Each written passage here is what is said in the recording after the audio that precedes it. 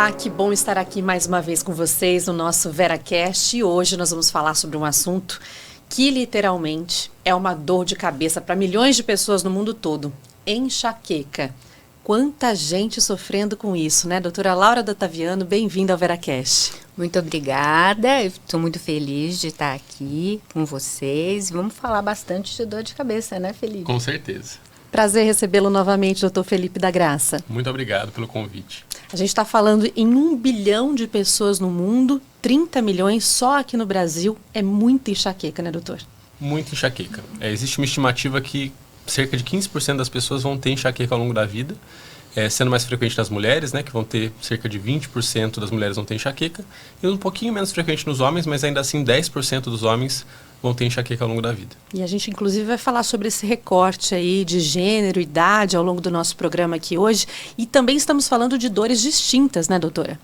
Sim, porque, na verdade, existem vários tipos de dor de cabeça. E é muito comum os pacientes, muitas vezes, terem mais de um tipo de dor de cabeça.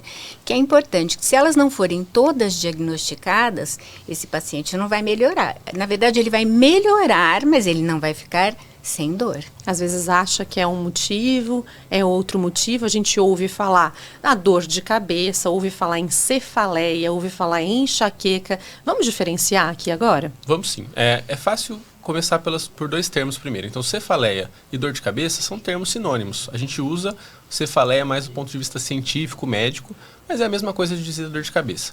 Dentro das dores de cabeça, a gente tem uma delas, que é uma das mais frequentes, que é a enxaqueca. Tá? A enxaqueca pode não ser a dor mais frequente, mas ela é a dor que mais faz o paciente procurar o médico, porque ela é uma dor mais debilitante. Também é importante destacar que dentre as dores de cabeça, a gente tem dores de cabeça primárias, que são aquelas dores em que a dor de cabeça é o problema, eu não tenho uma causa para a dor. Existem as dores secundárias, que são aquelas dores que são causadas por alguma coisa, ou seja, essa dor é o sintoma de algo, que é o que a maioria dos pacientes se preocupa, né? Então, eu estou com uma dor de cabeça, será que é um tumor?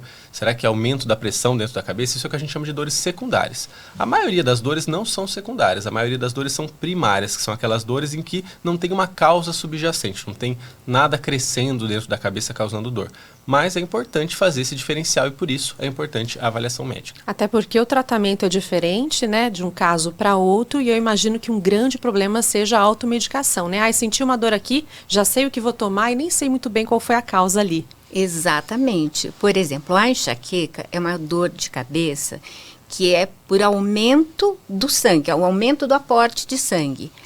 Algumas outras dores de cabeça, a cefaleia tensional, a cefaleia da disfunção de ATM, a dor de cabeça da disfunção de ATM, elas são dores de cabeça isquêmicas, por falta de sangue. Então, veja que a causa da dor é diferente, então não é o mesmo medicamento para tratar uma dor e para tratar a outra dor. Você estava citando alguns tipos de dor de cabeça aqui, eu queria falar sobre uma que é muito comum antes da gente entrar na enxaqueca, de fato, que é essa dor provocada pela postura, principalmente nos dias atuais em que a gente usa muita tela, doutora. Exatamente, é uma dor de cabeça que tem sido muito frequente, a cefaleia cervicogênica, ou seja, a dor de cabeça causada pela má postura do pescoço.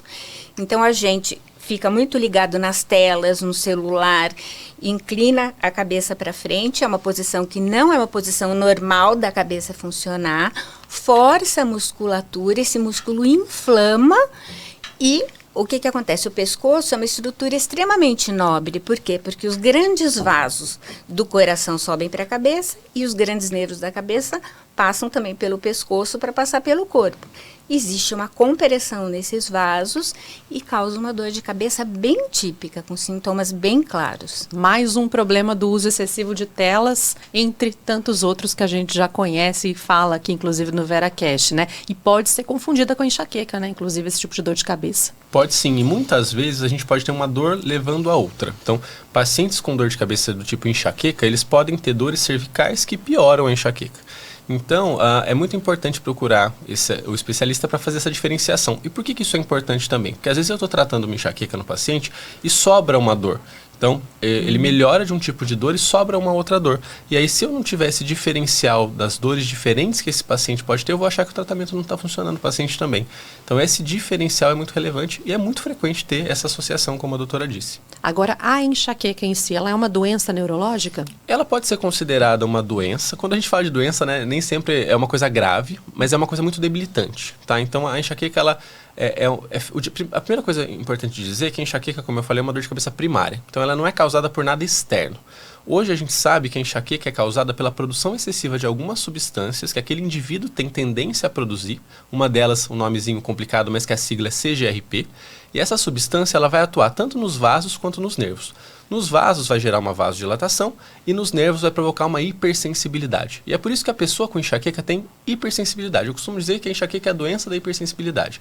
A pessoa vai ter dor, a pessoa vai ter sensibilidade à luz, vai ter sensibilidade a som, pode ter sensibilidade a movimento, aquela sensação vertiginosa durante a dor pode acontecer também, e isso vai levar a um desconforto. Então a enxaqueca, a dor dentro da enxaqueca é só uma das manifestações. O paciente com enxaqueca vai ter uma série de manifestações, que vão incluir não só a dor, mas também até desatenção, alterações da concentração, bocejo, múltiplas manifestações que podem acontecer no contexto da enxaqueca. É impressionante ouvir os relatos, né? Tem pessoas que têm que ficar num quarto escuro, sem luz, sem ruídos, durante um dia todo, às vezes mais de um dia. Exatamente. Tem muito desconforto envolvido, né? Muitas vezes mais de um dia, 72 horas de 4 a 72 horas de dor incapacitante. Incapacitante.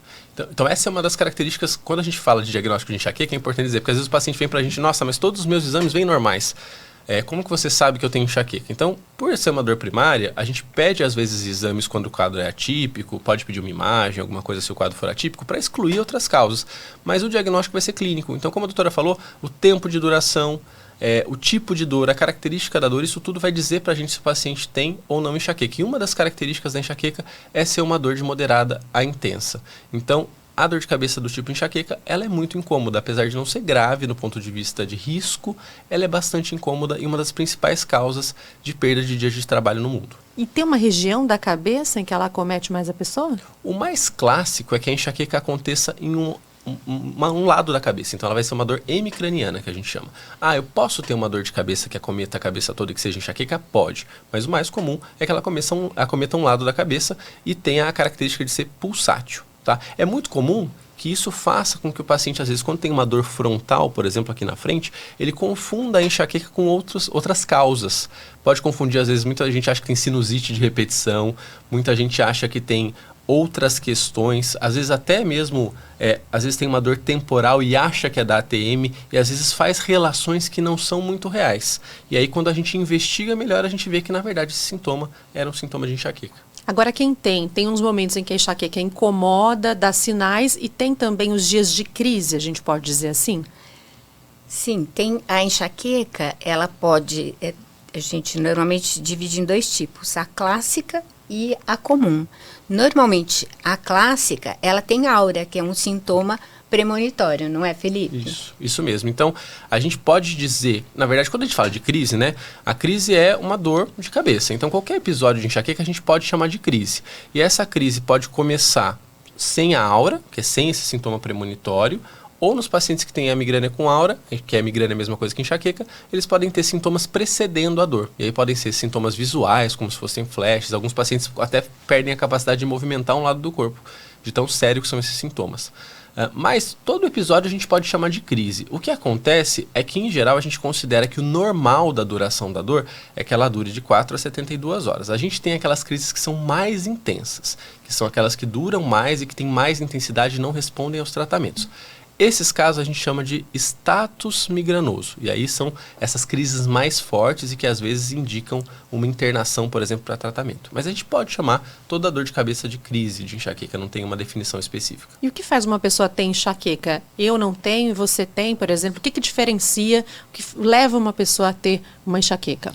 É justamente essa tendência a produzir essa substância. A gente ainda não consegue saber por que algumas pessoas produzem e outras não, mas a gente sabe que isso tem uma agregação familiar. Embora eu não possa prever, por exemplo, minha mãe tem dor de cabeça, eu vou ter. Não, mas é mais comum que pessoas que tenham enxaqueca tenham familiares próximos que também têm enxaqueca. Então parece ter esse aumento dessa produção específica dessa substância, principalmente a substância chamada CGRP. E ao longo da vida isso tem riscos para a saúde, além, claro, do incômodo, né? De ser algo que tira um pouco a nossa funcionalidade? Um pouco não, muitas vezes tira muito a nossa funcionalidade. Embora seja raro, tem alguns episódios muito intensos de dor de cabeça que podem culminar num pequeno AVC. Isso é bem comum, é o que a gente chama de infarto migranoso. Então acontece naquelas dores muitas vezes muito prolongadas, esses status migranosos, como eu disse, e às vezes a gente consegue até ter ali na ressonância pequenas alterações sugestivas de AVC. Então isso pode acontecer, isso não é comum, tá? Não é uma coisa que a pessoa precisa se preocupar quando tem uma dor de cabeça habitual, mas é algo que pode acontecer e que exige sim tratamento. Mas o mais comum é que exista uma grande limitação funcional pela dor. Isso é realmente muito comum. E isso pode ter impacto. Muitos pacientes não conseguem fazer atividade física pela dor, não conseguem ter uma convivência social pela dor, não conseguem fazer uma viagem tranquilos por dor. Então, é muito importante, eu acho que o principal impacto acaba sendo o impacto funcional e social. Limita demais, né? E a idade para essa manifestação, ela é diversa ou tem uma idade que a enxaqueca aparece, essas queixas em consultório aparecem com mais frequência? Geralmente, as enxaquecas começam na infância, né? É uma característica da enxaqueca. Começa na infância e pode perdurar por toda a vida. Mas as crianças, então, também sofrem com enxaqueca? Também sofrem com enxaqueca. E as mulheres sofrem mais do que os homens? As mulheres mais do que os homens. Qual seria o motivo? Tem algumas questões hormonais que podem estar envolvidas. A gente sabe que tem algumas pessoas que têm cefaleias ou principalmente migrânias que são responsivas a hormônios. Então, a gente acredita que essa variação tem um componente hormonal. Tanto que muitas mulheres começam a ter sintomas, embora possa acontecer na infância, muitas mulheres começam a ter sintomas ali na adolescência, quando a gente começa a ter o aumento dos hormônios, e depois da menopausa, esses sintomas podem reduzir. Isso não é uma regra, mas isso é verdade para algumas mulheres. Então, isso talvez explique, em parte, essa separação entre homens terem uma frequência um pouco menor e mulheres terem uma frequência um pouco maior. É importante só ressaltar uma coisa em relação à migrânia na infância, que é que a gente tem a enxaqueca na infância, mas na infância tem uma característica curiosa. A gente pode ter sintomas que não são dor de cabeça e que são enxaqueca. Quais? Desde dor abdominal, vômito cíclico, torcicolo, são quadros que podem se manifestar antes, que são o que a gente chama de equivalentes migranosos. E às vezes a gente vê, aquela criança tinha aquela dor abdominal de repetição, a gente não identificava e aí ela começa a ter enxaqueca. Isso é muito comum. E aquilo é o que a gente chama de equivalente migranoso da infância. E às vezes demora para perceber, né? Com certeza. Voltando aqui para nós mulheres, alguns estudos mostram que as mulheres têm de 2 a 3 vezes mais chances de sofrer com enxaqueca do que os homens, né? É alto índice realmente. Muito alto. Então, como eu tinha comentado no começo, a prevalência ali nos homens, ela vai ser, a incidência nos homens vai ser de cerca de 10%, enquanto nas mulheres, em alguns estudos, isso chega a 25%. Então é realmente muito mais alto. E talvez esse impacto hormonal seja relevante para essa diferença. Agora, imagino que tenha gatilho, né? Para uma crise se desencadear. Quais seriam esses gatilhos para uma crise de dor de cabeça vir com tudo? Seriam vários os gatilhos. Então, um gatilho muito frequente é o emocional, a tensão emocional. E já puxando para o meu lado, existem muitos estudos, inclusive, que dizem que o bruxismo, a contratura muscular, que provoca uma outra dor de cabeça, também pode ser um gatilho para uma crise de enxaqueca. Tem alguns alimentos que provocam enxaqueca, é muito frequente o chocolate, o vinho tinto também, como eu disse, situações estressantes. Doutor Felipe. Então, acho que é importante a gente acho que é importante a gente ressaltar algumas coisas. Como a doutora falou, tem alguns fatores que são classicamente associados. Então, bruxismo, tensão. O sono é um fator muito relevante. Então, a gente já teve outro episódio de sono que eu participei, então vou fazer um link aqui. Se a gente não tem o sono adequado, a gente não vai ter um dia seguinte bom. Isso e aí, tanto para mais quanto para menos. Aqui é o sono profundo, que atinge um nível de profundidade. O número de horas necessárias para a faixa etária do paciente, né? Sim. Então, tanto falta de sono quanto excesso podem desencadear a crise de enxaqueca no dia seguinte. Tá? Então, esse é um dos fatores mais relevantes. O jejum também é um fator. Tem alguns alimentos que têm associação com enxaqueca. Curiosamente, um dos mais bem estudados é a melancia, tem uma substância relacionada com enxaqueca. Tem outros alimentos que são classicamente associados, vinho, chocolate é muito descrito, mas hoje em dia o que eu costumo falar para os pacientes? Veja o que você acha que desencadeia, porque às vezes o que acontece é que a gente conversa com o paciente e ele chega para a gente com 15 dias de dor no mês. É muito difícil com 15 dias de dor no mês você atribuir algum gatilho específico, porque é tão frequente que qualquer coisa eu consigo atribuir. Então eu falo assim, eu tomei água, eu tenho dor de cabeça, então a água vai ser o gatilho? Não, é porque a sua dor é muito frequente. Hoje a gente sabe, curiosamente, que parece ter uma relação inversa, talvez, com a questão dos doces. Por exemplo, a pessoa, antes de ter enxaqueca, tem algumas alterações de neurotransmissores que aumentam o apetite por doce. Então, ela vai lá e, às vezes, come mais doce. Então, hoje em dia, a gente até tem dúvida se o doce ele é uma consequência, ou seja, eu comi mais doce porque eu ia ter enxaqueca, ou se eu vou comer o doce ele vai de fato dar enxaqueca. Isso ainda é duvidoso. Mas se o paciente refere para mim, olha, eu como doce toda vez eu tenho enxaqueca, eu posso orientar e evitar. Mas não faz muito sentido, o que já se fez muito no passado, que era dar para o paciente aquela lista de comidas para evitar. Porque às vezes o paciente vinha para a gente com uma lista de 3 páginas de coisa para não comer. Vai ficando inviável viver. Exato. Daí eu falava que ele ficava triste com dor de cabeça, né? Porque ele não comia e continuava com a dor igual. Então, o mais importante é tratar a dor de cabeça de maneira adequada. Os gatilhos, eles são muito relevantes. Tem alguns gatilhos que são modificáveis. Então, por exemplo, o bruxismo, a questão do sono, a questão do jejum são modificáveis, fáceis de atuar. Mas tem alguns gatilhos também, por exemplo, estresse, né? A gente fala, estresse é um fator relevante? É relevante. Mas como que eu vou evitar? Dá pra gente, de fato, falar assim, não se estresse? Se fosse fácil assim, né? Mas a gente não tem como evitar. Então, o que a gente faz é tratar direito a dor de cabeça e aí ver o que sobra. E tem essas questões que dependem, claro, da própria pessoa, que nós estamos falando aqui, e tem os pontos do ambiente também, né? Tem gente que relata na mudança do clima, e locais em que tem som muito alto, isso também pode ser gatilho, né? Também pode ser gatilho. Pode ser não só gatilho, mas também pode ser um sintoma da dor de cabeça. Lembrando que a hipersensibilidade, como eu falei, é um sintoma da enxaqueca. Então é muito comum que a pessoa que esteja com enxaqueca, esteja num ambiente barulhento, por exemplo, ela vai começar a ter dor e às vezes ela, antes de ter a dor, vem a sensibilidade. E ela fala, poxa, esse som está me incomodando, e aí dali a pouco vem a dor. Então eu posso ter o gatilho pelo estímulo, mas é muito comum que a pessoa com dor de cabeça tenha uma hipersensibilidade àquele estímulo também. Então, mas eu costumo falar que quando a gente trata adequadamente, até essa hipersensibilidade pode reduzir de maneira significativa. Falando em tratamento, então, a pessoa que apresenta esse desconforto, essa dor atípica, com muita intensidade, o primeiro passo é procurar um médico e fazer um diagnóstico correto, né, doutora? Com certeza. E eu queria falar uma outra coisa que é interessante, quando falamos em localização da enxaqueca, que existe uma enxaqueca facial também, né, que o doutor Felipe falou pode parecer uma dor abdominal. Então, é muito interessante, porque tem muitos pacientes que têm exatamente os mesmos sintomas da enxaqueca, mas a dor é em face. E o tratamento para essa dor é o tratamento da enxaqueca. Então, normalmente, a gente, enquanto bucomaxilo, a gente tem a obrigação de diagnosticar a dor, e aí a gente encaminha para o neurologista, que é a pessoa mais competente para tratar a enxaqueca. E qual seria esse tratamento? A gente divide o tratamento da enxaqueca em 2 partes. A primeira parte é o tratamento abortivo de crise, ou seja, aquele tratamento em que o paciente tem a dor, o que eu vou dar para essa dor, tá?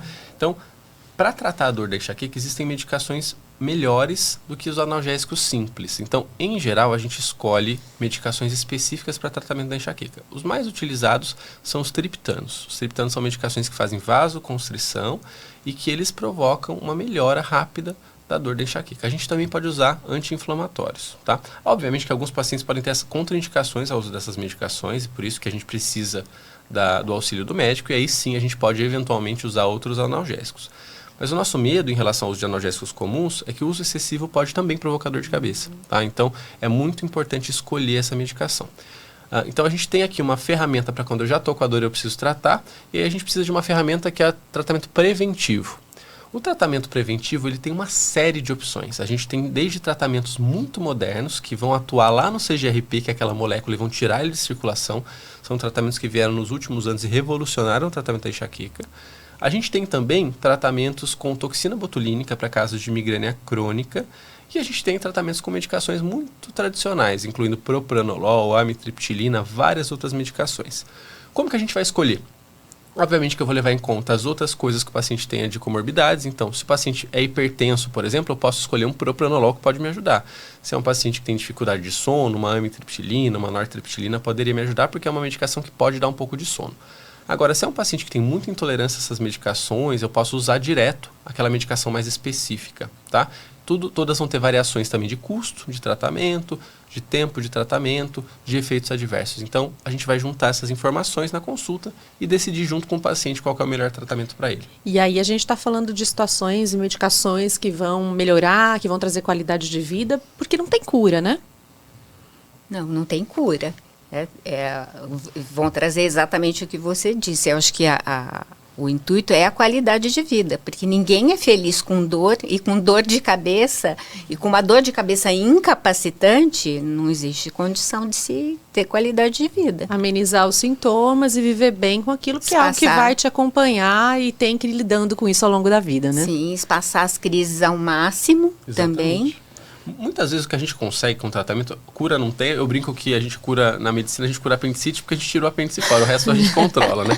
Mas brincadeiras à parte, assim, como é um quadro mais crônico, a gente vai fazer o controle, muitos pacientes entram numa resposta sustentada, que é aquela resposta que pode durar meses ou anos, e aí, se ele recorrer àquela dor, a gente vai retomar o tratamento, tá? Então ele já sabe o caminho das pedras. O difícil é a gente não ter o diagnóstico, porque se a gente não tem o diagnóstico, o paciente não consegue ver uma saída. Ele vai tomando o remédio para de funcionar. Uma vez que a gente trilhou aquele caminho, mesmo que a gente não cure aquele paciente, a gente pode ter uma resposta tão sustentada que ele nem vai lembrar que ele tem dor de cabeça. Eu brinco que o objetivo do meu tratamento, quando eu trato um paciente com dor de cabeça, é que ele não lembre que ele tem cabeça. A gente não tem que lembrar que tem cabeça o tempo inteiro. Então a gente quer ficar sem lembrar que a gente tem cabeça. Daí eu chego para o paciente... Começou a pesar, já é um problema. Tá lembrando que tem cabeça? Tô. Então eu preciso repensar, tá? Então o objetivo é esse. A gente está falando aqui do quanto a enxaqueca interfere na nossa funcionalidade, nas relações sociais, no convívio com as outras pessoas, inclusive no trabalho, né? Que o doutor citou aqui há pouco. E é impressionante, né? Um profissional com enxaqueca perde quase 20 dias de trabalho por ano, quando a gente faz uma pesquisa rápida aqui. E o Brasil é o país da América Latina que mais tem prejuízo econômico em razão da doença. Isso está, então, relacionado à produtividade do trabalhador, né, doutora? Com dor de cabeça, com incômodo, você não consegue produzir. Com certeza, principalmente com a enxaqueca, que é incapacitante. Não tem como. A pessoa, muitas vezes, ela precisa ficar num quarto fechado, sem luz, sem som. Que condição de trabalho essa pessoa tem? É uma das causas bastante importantes de falta ao trabalho, de absenteísmo. Né? E aí é uma falta com razão, vamos dizer assim, porque a pessoa precisa do repouso. Com certeza. E muitas vezes é uma falta que é com razão, mas muitas vezes é difícil para o empregador entender, porque não é uma coisa visível, né? A dor de cabeça é uma coisa referida pelo paciente. Então, ela é muito incapacitante, mas ela não dá nenhum sintoma, é sinal clínico, ela dá muitos sintomas para o paciente, mas não dá nenhum sinal, você não vai ver a pessoa mal. A pessoa vai estar sentindo muita dor, mas não vai estar manifestando nada além disso. Uma coisa importante para entender por que tem tanto impacto é a gente entender a faixa etária. Como eu falei, o pico maior da dor de cabeça na maioria dos pacientes vai ser ali após a adolescência e idade adulta. Então, pacientes jovens, pacientes produtivos. Em geral, muitos pacientes com o avançar da idade diminuem a frequência de dor de cabeça naturalmente. E aí é a faixa etária em que esses pacientes já estariam aposentando. Então, bem naquela faixa etária produtiva, os pacientes têm o maior impacto da dor. Então, é por isso que a gente fala que, apesar de não ser uma doença perigosa em termos de risco de vida, é uma doença com muito impacto social e muito impacto de funcionalidade. Para a gente falar um pouquinho agora da prevenção, para além dos remédios, da medicação, falando em hábitos de vida mesmo, né? Além da questão do tratamento em si, o tratamento até para evitar uma crise, há algumas coisas que a pessoa pode fazer no dia a dia para viver melhor e para evitar também que essa enxaqueca incomode tanto e volte com força? Eu acho que todos os hábitos saudáveis que fazem bem para a saúde, certo? Então, por exemplo, ter uma boa alimentação, uma boa qualidade de alimentação, ter atividade física, controlar o estresse, certo? Não entrar numa situação de burnout. Tudo isso que faz bem para a saúde geral também faz bem para a dor de cabeça, certo? Eu acho que essas regras, se a gente conseguir ter essa qualidade de vida, a gente vai ter a qualidade da dor também. E é importante, uma coisa que o Dr. Felipe falou, que as dores de cabeça em geral, elas não têm, a grande maioria delas, um sinal físico, certo? Eu brinco muito com meus pacientes que eu queria muito que acendesse uma luzinha vermelha no nariz quando ele tivesse dor de cabeça, porque a gente normalmente faz o diagnóstico pelo que o paciente te conta, certo? Então é muito importante, inclusive na consulta, essa boa relação paciente-profissional, esse tempo, essa dedicação, além da orientação para os cuidados de vida, para o diagnóstico da dor. Agora, uma curiosidade, o paciente consegue perceber antes que essa crise está chegando ou não? Alguns sim. Então, a gente pode ter alguns sintomas premonitórios e a gente pode ter a aura. A aura são esses sinais que são sintomas cerebrais mesmo, então alteração visual, alteração de sensibilidade, que em geral acontece ali por volta de 1 hora até próximo do horário da dor. Mas a gente tem alguns sintomas premonitórios, então alguns pacientes começam a ter bocejo muito frequente, alguns pacientes podem notar que ficam mais irritados, e isso já pode ser um sintoma premonitório. Esses sinais são importantes porque a gente tratar a dor bem no início, quando eu falo do tratamento abortivo de crise, é um fator importante para controle da dor. Tá? Então eu costumo comparar a dor de cabeça e enxaqueca com um incêndio, por exemplo. Imagina que eu tenho lá um incêndio na minha casa. E esse incêndio começou na lixeira da cozinha. Se eu apago esse incêndio a hora que começa a sair uma fumacinha da lixeira da cozinha, eu vou usar um copo de água. Agora, se eu espero 1 hora, tá cheirando fumaça, eu vou dar uma voltinha para ver se o fogo apaga. Ninguém vai fazer isso, mas com a enxaqueca a gente faz. A gente fala, vamos ver, dar uma voltinha, ver se essa dor passa. O que vai acontecer? Vai pegar fogo na casa inteira, eu vou precisar de um caminhão de água. E aí é por isso que é importante eu perceber esses sinais iniciais, porque eu tratando a dor naquele momento, eu vou precisar de uma dose menor de medicação, a resposta vai ser mais rápida. Evita uma escalada aí Com da certeza. dor, né? Doutores, obrigada. Que aula aqui sobre enxaqueca, sobre dor de cabeça, sobre prevenção que vocês deram aqui hoje pra gente, entendendo também que tudo isso que a gente sente quando está numa crise não é frescura, é importante procurar um médico, tratar adequadamente. Doutora Laura, obrigada pela participação aqui no VeraCast, viu? Muito obrigada por vocês, pela oportunidade. Um grande prazer estar aqui falando sobre dor de cabeça. Doutor Felipe, mais uma vez, muito obrigada por estar aqui. Muito obrigado, foi excelente, é um tema muito relevante. Queria agradecer também a Laura pela contribuição. Muito obrigado e até breve. Até. E eu aproveito para agradecer também o pessoal de casa que está sempre ligado aqui no VeraCast. Aproveitem para compartilhar nosso conteúdo e eu te vejo na próxima terça com mais um bate-papo sobre saúde, sobre bem-estar e prevenção. Um abraço, até lá.